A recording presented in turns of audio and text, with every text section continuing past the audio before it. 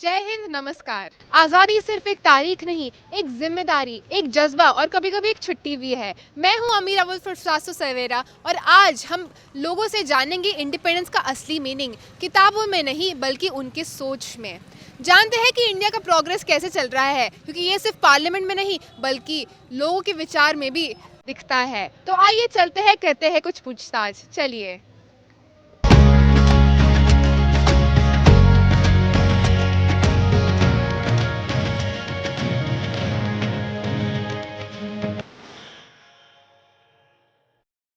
ભારતના વિષયમાં તમને સૌથી વધારે શું ગમે છે? સૌથી વધારે ભારતનું કુદરતી આ બધી સંસાધન છે એ ગમે છે. કુદરતી સૌંદર્ય, ભારતની સંસ્કૃતિ, જુદી જુદી ભાષાઓથી બનેલો દેશ, પચરંગી પ્રજા અને સતત વિકાસ કરતો દેશ ગમે છે. આને વાલે 10 વર્ષમાં તમે એવા શું રિફોર્મ્સ ચાહો છો ભારતમાં? ભારતમાં જ ઔદ્યોગિક બહુ વધારે પડતું એમ કે થશે, પછી રોડ છે, રસ્તા છે, ઉપરાંત શિક્ષણને આરોગ્યમાં પણ ખૂબ પ્રગતિ થશે. જુદા જુદા નવા વૈજ્ઞાનિક સાધનો પણ આપણે શોધી રહ્યા છીએ. ખાસ કરીને સંરક્ષણ ક્ષેત્રે જે આપણી મિસાઇલ બને છે, આપણા વિમાનો બને છે, એના હિસાબે આપણે વિશ્વની સાથે પ્રગતિ કરી રહ્યા છીએ અને એવા બધા રિફોર્મ્સ ઝડપથી થઈ રહ્યા છે આપણા દેશમાં. રિફોર્મ્સ પણ થઈ રહ્યા છે, સંશોધનો પણ થાય છે. કોમ્પ્યુટરમાં અને એઆઈમાં અને ટેકનોલોજીમાં બીજા વિકસિત દેશોની સાથે ભારત ખભે ખભા મિલાવીને આગળ વધી રહ્યું છે. આટલા વર્ષ થઈ ગયા છે ભારતને સ્વતંત્ર થયા, તો પણ એવી કેવી વસ્તુ છે કે આજ પણ અમે એનાથી ફ્રીડમ નથી મળી, ચાહે યુથ હો યા પોપ્યુલેશન ને બીજી કોઈ સેક્ટર હો જેને તમે ફ્રેમ કરવા માંગો છો? આમ તો સ્વતંત્રતા મળી જ છે, પણ જેટલા હક આપણે મળવા જોઈએ એ હકનું અમલ ઓછો થાય છે. એટલે જો અમલીકરણ વધારે થાય તો લોકો પોતાના સ્વતંત્રતાના જે કંઈ વિચારો છે, જે એમના હકો છે, એ છે એ બધું બજાવી શકે અને થોડુંક નવા લોકોને ટૂંકમાં એમાં જોડવા જોઈએ. નૈતિકતાનું પ્રમાણ દિવસે દિવસે યુવાનોમાં અને નાગરિકોમાં ઓછું થતું જાય છે. આપણા દેશ પ્રત્યેની ભાવના અને નૈતિકતા ખૂબ સારી હોય તો હજી પણ ભારત આગળ વધી શકે એમ છે. હું દેશ માટે કરું છું, એની પ્રેક્ટિકલ યુટિલિટી તમે કેવી રીતે જોવો છો?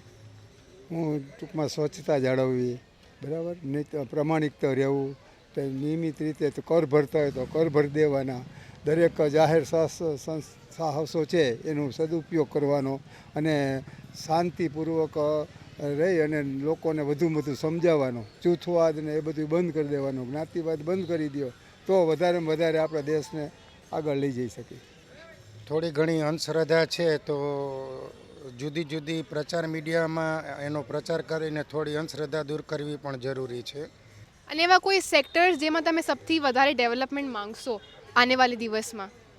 ખાસ કરીને કૃષિ ક્ષેત્રમાં જ ખૂબ જરૂર છે નવા ડેવલપમેન્ટની, કારણ કે અત્યારે જે કાંઈ સંસાધનો છે એ આપણે સંરક્ષણમાં વધારે પ્રગતિ કરી રહ્યા છીએ, બીજામાં કરી છે, પણ જો કૃષિ ક્ષેત્રે વધુ કંઈક સંશોધન થાય, પાણીની વ્યવસ્થા થઈ જાય, 24 કલાક વીજળી મળે, ખેડૂતોને ટ્રેનિંગ આપવામાં આવે, નવા બિયારણો, નવી પદ્ધતિઓનો ઉપયોગ કરવામાં આવે, ટીપે ટીપું પાણી છે એનો સદુપયોગ કરી અને એમ કે ખેડૂતો એનો ઉપયોગ કરે એવી એક વાતાવરણ ઊભું કરવાની ખાસ જરૂર છે.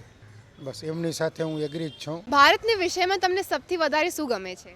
ઇન્ડિયન કલ્ચર અને જે રિસ્પેક્ટ ને આપણે બધું જે ઇન્ડિયન મીન્સ કે કલ્ચર બહુ વધારે અટ્રેક્ટ કરે છે. સંસ્કૃતિ છે, સંસ્કારો છે, એ બધું. આને વાળે 10 વર્ષમાં તમે શું રિફોર્મ્સ ચાહો છો ઇન્ડિયામાં?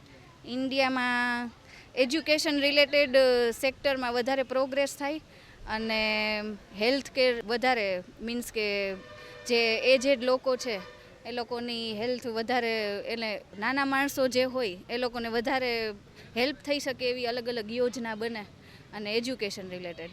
તો ડેલી લાઈફમાં તમે એવું શું કરો છો જેની પ્રેક્ટિકલ યુટિલિટી હોય કે હું મારા દેશ માટે કંઈ કરું છું?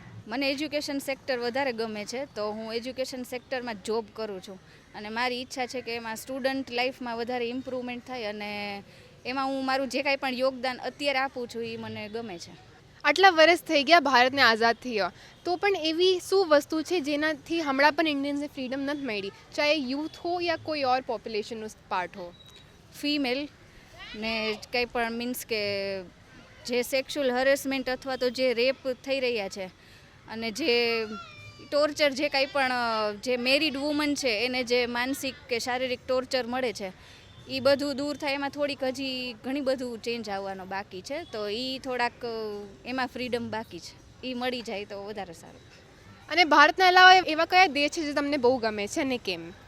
ચાઇના, કેમ કે ત્યાંનું જે ટેકનોલોજી છે એ આપણે અહીંયા કરતાં બહુ વધુ ફાસ્ટ છે અને એના બહુ બધા બેનિફિટ છે કે હ્યુમન લાઈફને બહુ સારી રીતે એ વધારે આગળ વધવા માટે વધારે હેલ્પ કરે છે. આપણે જે સમય બચાવી શકીએ ટેक्नोलॉजी યુઝ કરીને એ હજી ઇન્ડિયામાં થોડોક ઓછો છે. इंडिपेंडेंस डे पर हम पूछना चाहेंगे कि ऐसी क्या बात है इंडिया की जो आपको सबसे ज़्यादा अच्छी लगती है?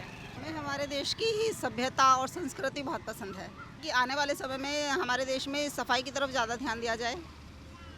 Especially that yoga, मेरे colleagues हैं even the US, they are from Mexico by birth and they perform yoga every day. So that's why the Indian culture is spreading all over the world. India के अलावा ऐसे कौन सी देश है जो आपको बहुत पसंद है और क्यों? बेसिकली इंफ्रास्ट्रक्चर वाइज तो आप मिडल ईस्ट में देख लो दुबई, ठीक है, या फिर आप एशिया की कंट्री देख लो Singapore, they are developing because वहाँ पे सफाई बहुत ज़्यादा है. That's the thing we like about that. So we have visited few of the countries, so we have observe that कि वहाँ पे साफ़ सफाई बहुत ज़्यादा है और एंड हर कोई रूल्स एंड रेगुलेशन मानता है. आगे आने वाले 10 साल में आप ऐसे क्या रिफॉर्म्स चाहेंगे देखने को भारत में ही? एजुकेशन रिफॉर्म, मोस्टली दी एजुकेशन, मेरी डॉटर है, ठीक है, that education reforms. And secondly अभी आपने देखा होगा पेपर लीक्स का इतना हो रहा है, ठीक है, इस पे आप नहीं कर सकते, पर सेकेंडली आप ये कर सकते हो कि होता है तो आप उन पर स्ट्रिक्ट एक्शन ले सकते हो, ठीक है. सेकेंडली आप एजुकेशन कर रहे हो तो आपको जॉब अपॉर्चुनिटीज़ मिलनी चाहिए, ठीक है. जैसे मिनिमम वेज है, आप यूएस में, ठीक है, यूएस में एक मेरा कलीग है, ठीक है, उसकी डॉटर हेयर स्टाइलिस्ट है, तो वो मतलब गर्व से कहते हैं कि हाँ मेरी डॉटर एक हेयर स्टाइलिस्ट है. पर आप यहाँ पे देखोगे, यहाँ पे उस चीज़ को नहीं कहते कुछ भी कि आप हेयर स्टाइल कर रहे हो. यहाँ पे उसे एक as a low category job माना जाता है. यहाँ पे फ्रीडम नहीं है थोड़ी सी बच्चों को करने की अपने इंडिपेंडेंटली. आने वाले भारत में बदलाव लाने के लिए आप क्या ऐसी छोटी छोटी चीज़ें कर रहे हैं अपनी डेली लाइफ में?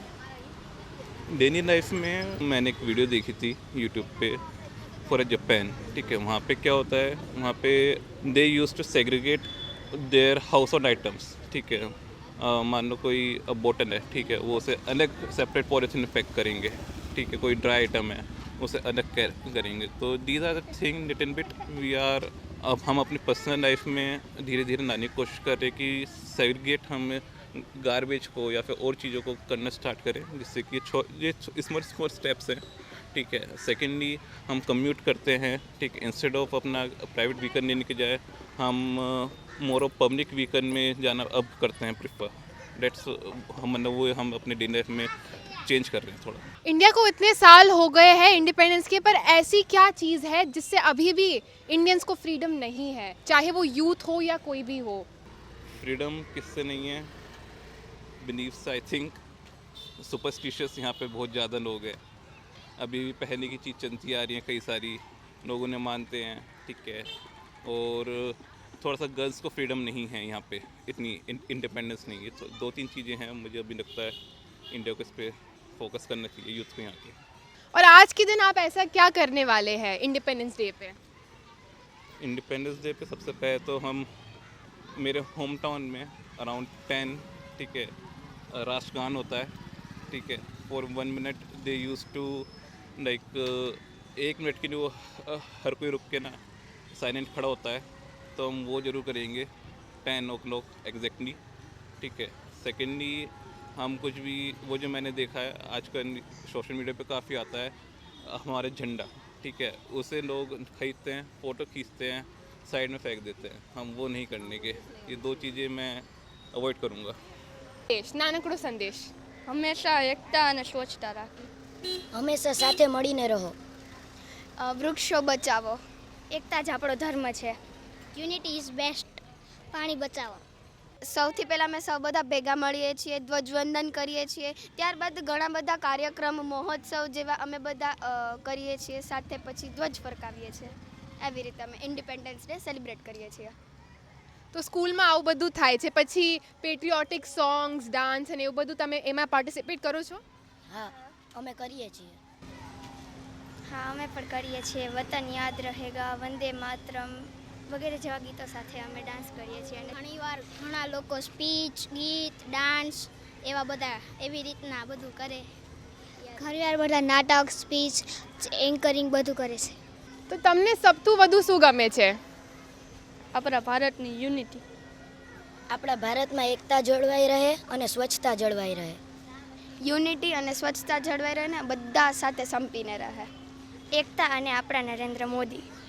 હું પણ સ્વચ્છતા કરું અને મારા બધા નગરપાલિકાઓ સ્વચ્છતા રાખે. ભારતના બધા સંપીને રહે.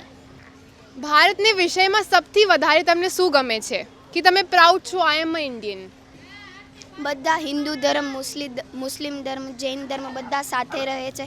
આપણે ઘણી બધી બ્યુટીફુલ પ્લેસીસ આવેલી છે, એનાથી હું બહુ હેપી છું. આપણા યુવાનો જેનઝી જે બધા મળીને પ્રોટેસ્ટ પણ કરે છે, હમણાં જ થયો હતો. જેમ કે બધા સ્વચ્છતા ને એવું રાખે છે, એટલે આપણા બધા નેતાઓ આપણા ભારતને સ્વચ્છ રાખે છે. પાણી ના હોય તો નદીઓ નકામી. પાણી ના હોય તો નદીઓ નકામી. આંસુ ના હોય તો આંખો નકામી. આંસુ ના હોય તો આંખો નકામી. દિલ ના હોય તો ધબકારા નકામા. દિલ ના હોય તો ધબકારા નકામા. આપણી જિંદગીમાં આપણો કોઈ મૂલ્ય જ ન હોય તો આપણી જિંદગી જ નકામી. આપણી જિંદગીમાં આપણો કોઈ મૂલ્ય જ ના હોય તો આપણી જિંદગી નકામી. જય હિન્દ. જય હિન્દ. જય હિન્દ.